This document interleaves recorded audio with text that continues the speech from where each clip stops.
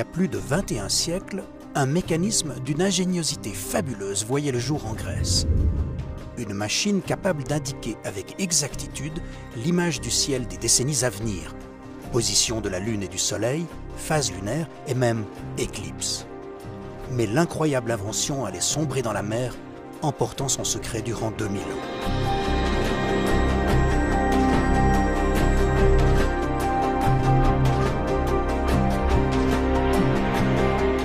Les navires romains qui se rendaient d'Asie mineure vers l'Italie passaient entre le Péloponnèse et la Crète. C'est au milieu de ce couloir maritime qu'émerge la petite île d'Anticythère. Hérissée de rochers tranchants, ces côtes étaient une réelle menace pour les bateaux qui, dans les tempêtes, risquaient de s'y fracasser. Et c'est ici qu'aux environs de l'an 70 avant Jésus-Christ, un navire chargé de trésors s'est échoué.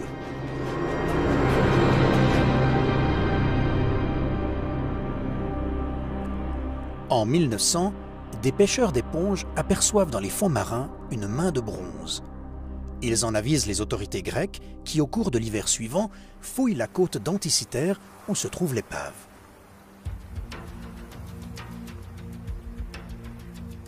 À moitié enfouies apparaissent plus de 200 amphores, certaines intactes. Près d'elles, des objets usuels de l'équipage, comme des lampes à huile. On découvre aussi des vases, des récipients finement travaillés. Et plus les recherches se poursuivent, plus les découvertes se révèlent exceptionnelles. En fait, le navire romain, peut-être parti de Rhodes ou des côtes de l'Asie mineure, avait emporté les objets d'art parmi les plus précieux.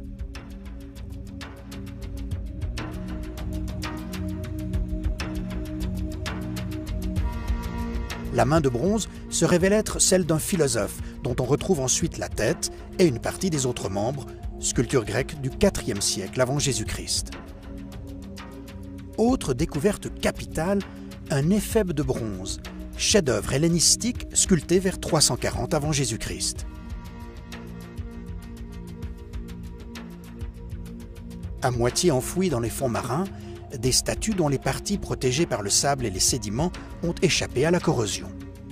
Elles lèvent une partie du voile sur le génie qui les a fait naître de la pierre. C'est au milieu de ces objets sublimes que les plongeurs trouvent une intrigante pièce de bronze d'une vingtaine de centimètres de hauteur et qui commence à se fragmenter après sa sortie hors de l'eau. Dès les premières années, des scientifiques réalisent qu'il s'agit d'une mécanique capable de fournir des données astronomiques. Précieusement conservé au Musée archéologique national d'Athènes avec les autres pièces de l'épave, le mécanisme attire de nombreux chercheurs. Mais il faut attendre le XXIe siècle pour que des instruments d'étude modernes, tels que les scanners, lisent à travers la corrosion et révèlent en 3 dimensions les entrailles de la machine. Un jeu de rouage d'une subtilité dépassant toutes les attentes. Grâce à des clichés en haute résolution, avec éclairage variable, la lecture des inscriptions révèle, comble de chance, les bribes d'un mode d'emploi gravé sur les parois de la machine. On compare les nombres inscrits dans les textes au nombre de dents des rouages et à leur disposition, et on les confronte aux cycles astronomiques connus dans l'Antiquité. Tous les éléments concordent pour dater la machine.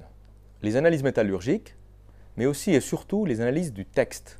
La forme des lettres est typique d'une époque, et le vocabulaire utilisé se retrouve dans tous les textes de la même époque. Avec la richesse des informations dont on dispose, une reconstitution fiable peut être faite. La machine, emboîtée dans un cadre rectangulaire, fournissait ses données sur 2 faces munies de cadrans. À l'avant se trouvait le grand cadran, marquant les 365 jours de l'année, selon le calendrier solaire égyptien. À l'intérieur, un 2e cercle indiquait les 12 signes du zodiaque. En tournant une manivelle, on entraînait 2 aiguilles qui indiquaient pour chaque jour donné la position exacte de la Lune et du Soleil et une petite sphère qui montrait les phases de la Lune. Pour assurer cette précision, quelle que soit l'année et le jour choisi, la machine indiquait sur un des cadrans de sa face arrière le cycle métonique, permettant de réconcilier les cycles lunaires et solaires sur une période de 19 ans, correspondant à 235 lunaisons. Au-dessous, un autre cadran en spirale indiquait les possibilités d'éclipses de soleil et de lune. À l'aide de la manivelle, on pouvait faire avancer le pointeur pour déterminer par exemple quand aurait lieu la prochaine éclipse. Et le jour se lisait sur l'autre face, car toutes les opérations étaient liées par l'ensemble de rouages solidaires. Comment les Grecs parvenaient-ils à traduire en mécanique des données aussi complexes que les irrégularités des cycles lunaires? La question interpelle aussi les spécialistes de haute horlogerie actuelle. Mathias Buttet, directeur de la recherche et du développement du Hublot, a voulu reproduire dans une montre ces calculs savants, oubliés depuis l'Antiquité. Je ne voulais pas être comme un pilleur de tombes qui vient voler une idée qui existe depuis longtemps, mais quelqu'un qui vient justement, avec tout le respect qu'on doit avoir de nos pères de l'époque, qui vient exactement imiter dans un objet contemporain, qui est une montre miniature, parce que l'objet denticitaire fait une vingtaine de centimètres en réalité, et là on arrive à un mouvement qui fait 30 mm de hauteur et qui se porte facilement au poignet. Ce mécanisme comporte des ingéniosités que l'on ne trouve tout simplement pas dans notre mécanique horlogère contemporaine.